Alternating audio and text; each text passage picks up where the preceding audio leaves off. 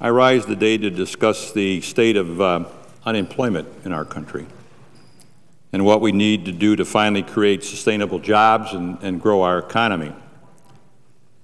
The unemployment rate currently stands at 9.5% nationally, and in my state, 10.7%. Clearly, something's got to be done about this. It appears that the new senator we're expecting from the state of West Virginia may be the deciding factor when we vote later this month to begin addressing this problem. First, I think we need to understand that we need to instill certainty into the economy by providing relief to the segment of our fellow citizens that cannot find work.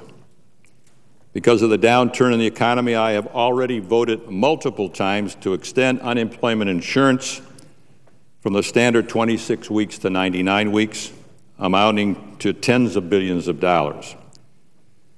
But this emergency extension has now expired, leaving many without the benefits they need to stay afloat. So let's extend unemployment insurance once again. Resuming this emergency program through November the 30th will cost about $33 billion. And I believe we should pay for at least half of it from the stimulus funds.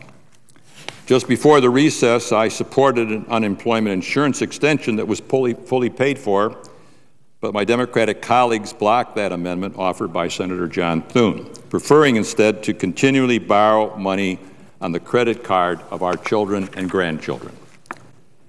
Now, last year, we borrowed $1.4 trillion.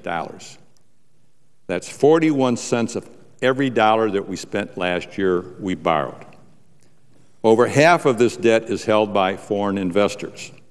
And by the end of this year, our national debt will be a staggering $13.8 trillion.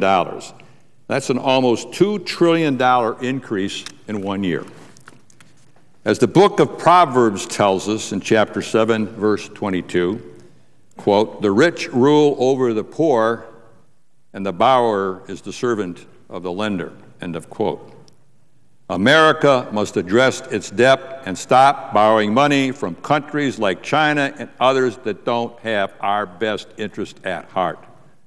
We just can't keep kicking the can down the road. Our national debt is one of the most important problems we face, and our failure to address to begin this fiscal crisis will damage our economy, our national security, and the kind of future we leave to our children and grandchildren.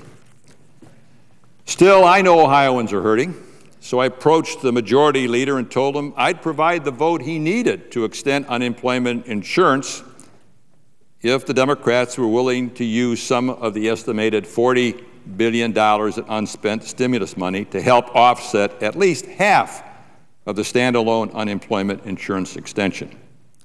He rejected my offer, but I remain at the table what I consider to be a simple bill extending the unemployment and pay for half of it. So I say to my friends on the other side of the aisle, let's get it done. Let's extend UI benefits in a bipartisan manner and pay for at least half with stimulus funds. I'm confident that we could get 60 votes for that tomorrow. Second, Mr. President, I know that most people in America would rather have a job than collect unemployment insurance. They'd rather have a job rather than collect unemployment insurance. But my concern is that not enough is being done by this administration or by Congress, for that matter, to put people back to work or create an environment where businesses have enough confidence in the future to unleash a corporate private sector stimulus. Mr. President, I want to quote from a current Newsweek article by Fareed Zakaria titled, quote, "Obama's CEO problem. He needs business on his side now," end of quote, and I ask this article be submitted for the record with my statement. Without objection. Mr. Zakaria says the following, quote, "There is a second stimulus, one that could have a dramatic effect on the economy, even more so than government spending, and it won't add to the deficit." He goes on, the Federal Reserve recently reported that America's 500 largest non-financial companies have accumulated an astonishing $1.8 trillion of cash on their balance sheets. And yet, most corporations are not spending this money on new plants, equipment, or workers. Were they begin loosening their purse strings, hundreds of billions of dollars would start pouring into the economy. And these investments would likely have a greater effect and staying power than any government stimulus. He goes on to say the key to a sustainable recovery and robust economic growth is to get companies to start investing in America. So why are they reluctant, despite having mounds of cash lying around? Mr. Zachariah put this question to a series of business leaders, and, quote, economic uncertainty was the primary cause of their caution.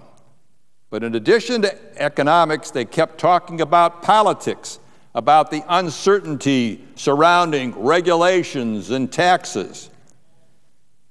The Business Roundtable, which has supported the Obama administration, has begun to complain about the myriad of new laws and regulation being cooked up in Washington. He goes on to quote, one CEO said, almost every agency we deal with has announced some expansion of its authority, which naturally makes me concerned about what's in store for the future. Another pointed out that between the new health care bill, financial reform, possible cap and trade, his companies had lawyers working day and night trying to figure out the implication of these new regulations. And finally, Mr. Zachariah concludes, quote, Obama now needs to outline a growth of competitiveness agenda that will seem compelling to the American business community. This might sound like psychology more than economics, and the populist left will surely scream, the last thing we need to do is pander to business. But in fact, the first thing we need is for these people to start spending their money soon.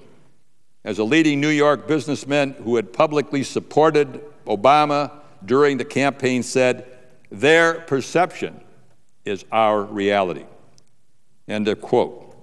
John Meacham, the editor of Newsweek, recently put it this way. He said, quote, a populism that begins in the boardroom would really be a change that we could believe in, end of quote. So, Mr. President, the administration and Congress should listen to these concerns. Give the private sector the certainty it needs to plan and grow, and unleash a lasting stimulus that doesn't cost a dime. I'm reminded of my second inaugural speech as governor in 1995. I made the following statement, which I believe is still relevant today. I was elected governor in 1990, and this was my second inaugural speech after being reelected. Quote, we've tried to respond to a very clear message.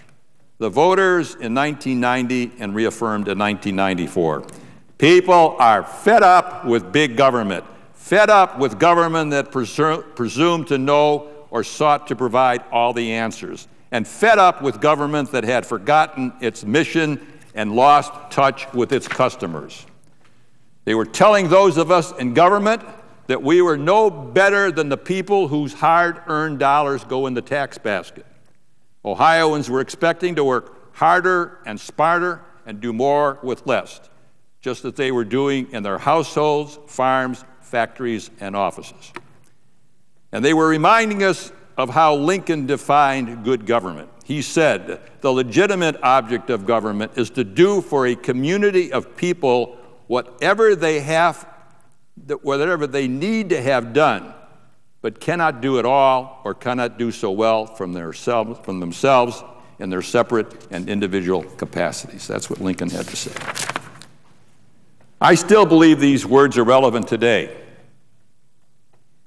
I think the government can serve the economic needs of the country by doing something that I've talked about, Mr. President, for a long time, by passing a surface transportation reauthorization bill this year, which is a legitimate object for government. This is something people can't do individually or working with others. The government has to do this.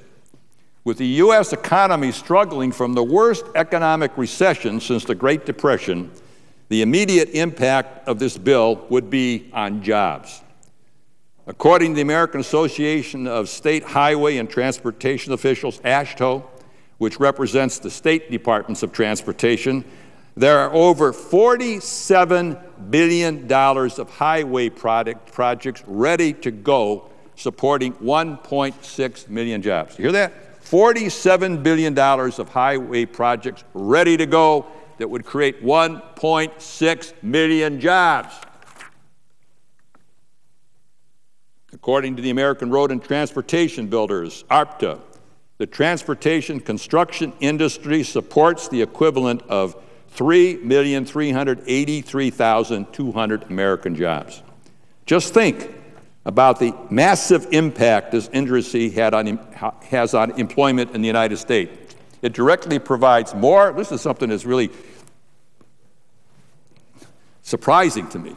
It directly provides more American jobs than the U.S. motor vehicle and parts manufacturers, plastics and rubber product manufacturers, beverage and tobacco product manufacturers, and petroleum and coal products manufacturers, among others. Our domestic transportation industry is the backbone of virtually all of the major industry sectors that comprise the U.S. economy and the American jobs that they sustain. The infrastructure built, maintained, and managed by this industry is a vital part of our economy. Unfortunately, the American transportation construction section is currently in the worst condition since World War II, over 60 years ago.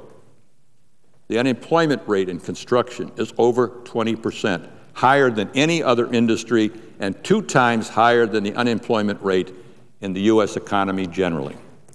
As a former member of the Laborers International Local 310 in Cleveland, I'm particularly sensitive to the unemployment among my brothers and sisters in the labor movement. Highway and transit construction accounts for about 75% of jobs for laborers in this country. The unions have underscored in meetings all over Ohio, they don't want unemployment. They don't want unemployment. They want jobs. And they can't understand why Congress is hell-bent to push a climate bill that will put more of them out of work rather than